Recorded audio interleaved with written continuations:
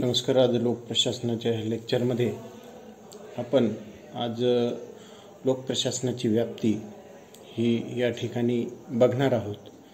आपण बघतो की ज्या पद्धतीने लोकप्रशासनाच्या अर्थाबाबत हे दोन विचार प्रवाह असलेले आपल्याला दिसून येतात.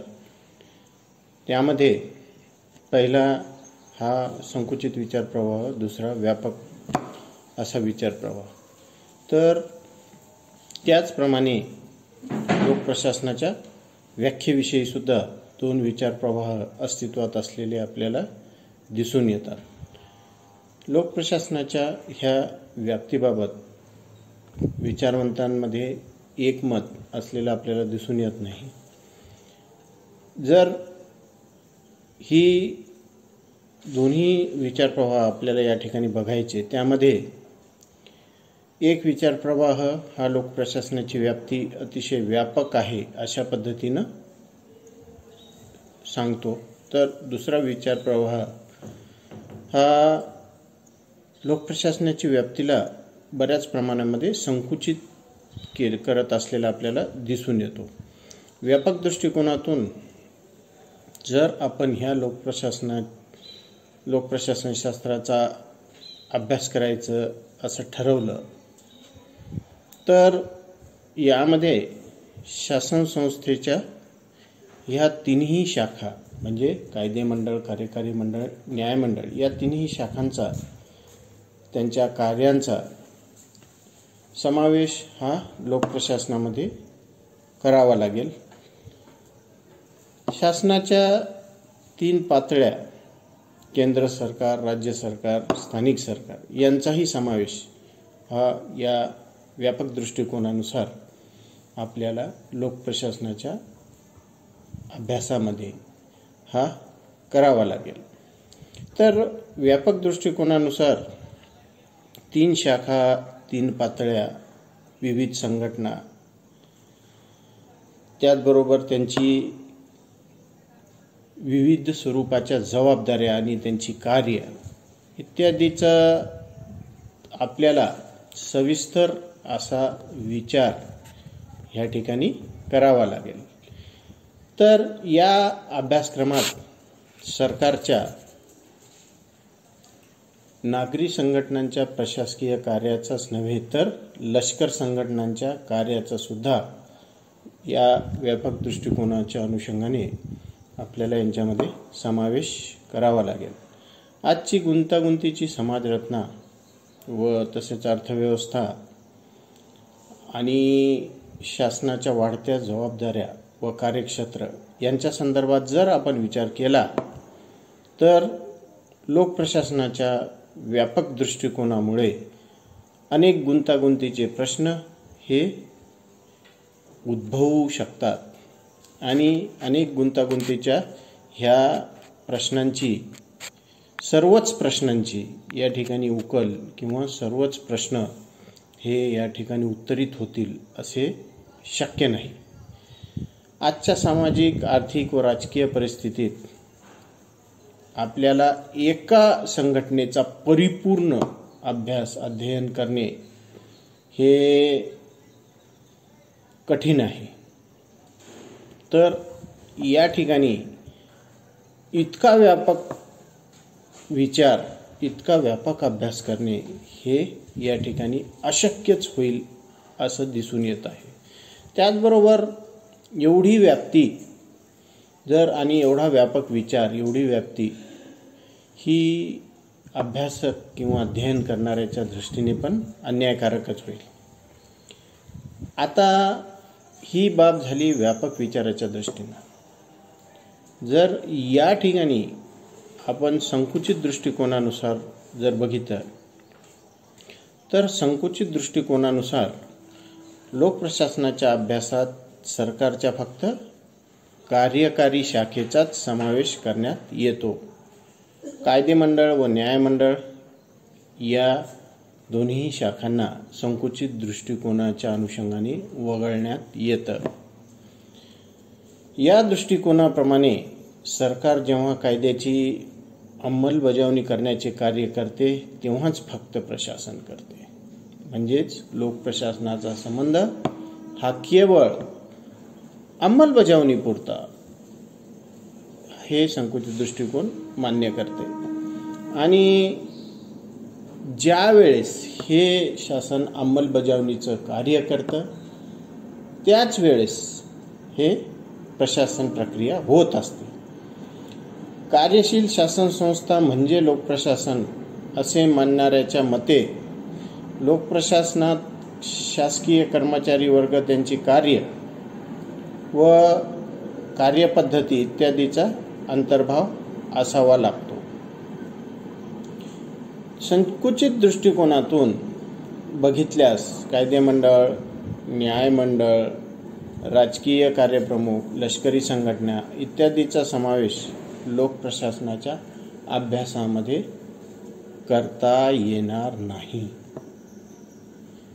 त्याचबरोबर आपण बघतो की लोकप्रशासनाच्या अभ्यासाचा संबंध फक्त नागरी प्रशासकीय यंत्रणा, प्रशासकीय संघटना, त्यात काम करणाऱ्या प्रशासक वर्गाशी निगडीत असलेले प्रश्न, कार्य करण्यासाठी लागणारी साधनसामग्री व वित्त एवढ्या पुरताच हा मर्यादित असू शकतो।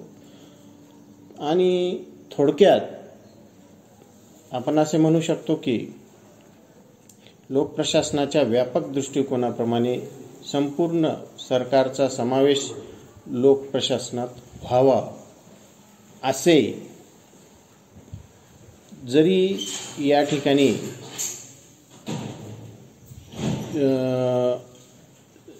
हे मांडण्यात आले तरी पण व्यापक संकुचित दृष्टिकोन त्याचं समर्थन करत नाही। संकुचित दृष्टिकोनाप्रमाणे सरकारच्या कायदेविषयक, न्यायिक, लष्करी व राजकीय स्वरूपाच्या कार्याचा समावेश लोकप्रशासनात न करता फक्त प्रशासकीय बाबींचाच समावेश करण्यात यावा। अशा पद्धतीनं हे संकुचित दृष्टिकोन या ठिकाणी आपले मत या ठिकाणी मांडते। संकुचित दृष्टिकोनावर जरीही की आदर्शवत ही बाब यामध्ये दिसून येत नाही अशा स्वरूपाच्या अनेक टीका जरी करण्यात असल्या तरी सुद्धा व्यवहारामध्ये आपण जर बघितलं तर लोकप्रशासनाच्या क्रिया प्रक्रियेच्या संदर्भात व्यवहारामध्ये प्रत्यक्षात अधिक ठिकाणी किंवा सर्वच ठिकाणी जवळपास संकुचित दृष्टिकोनाचाच वापर किंवा संकुचित दृष्टिकोनाचा संदर्भ घेतलेला आपल्याला या ठिकाणी दिसून येतो। जर या दोन्ही विचारसरणीपैकी कोणती विचारसरणी योग्य आहे, श्रेष्ठ आहे, कोणती अयोग्य आहे हे सांगणे हे प्रत्यक्ष तसं कठीण आहे, परंतु संकुचित दृष्टिकोन मात्र अध्ययन व अध्यापन यासाठी मात्र सोयीचा आहे। बहुतांशी लेखकांनी विशेषतः व्यापक दृष्टिकोन प्रतिपादन करणाऱ्या लेखकांनी सुद्धा लोकप्रशासनाविषयी लेखन करताना संकुचित दृष्टिकोनालाच प्राधान्य दिल्याचंच आपल्याला दिसून येते। आधुनिक काळात मात्र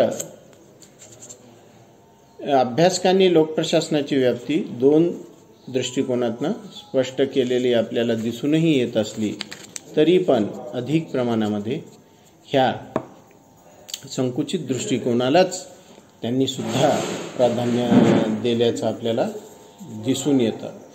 अनेक लेखकांनी, अनेक विचारवंतांनी आपण बघतो की विविध स्वरूपाच्या व्याप्तीबाबत या ठिकाणी आपले मत मांडलेले आपल्याला दिसून येतात। यामध्ये जर आपण हेनरी फयोल ह्यांचा विचार जर केला तर त्यांनी POCCC अशा प्रकारचं सूत्र या ठिकाणी या लोकप्रशासनाच्या व्याप्तीच्या संदर्भात केलेलं आपल्याला दिसून येतं।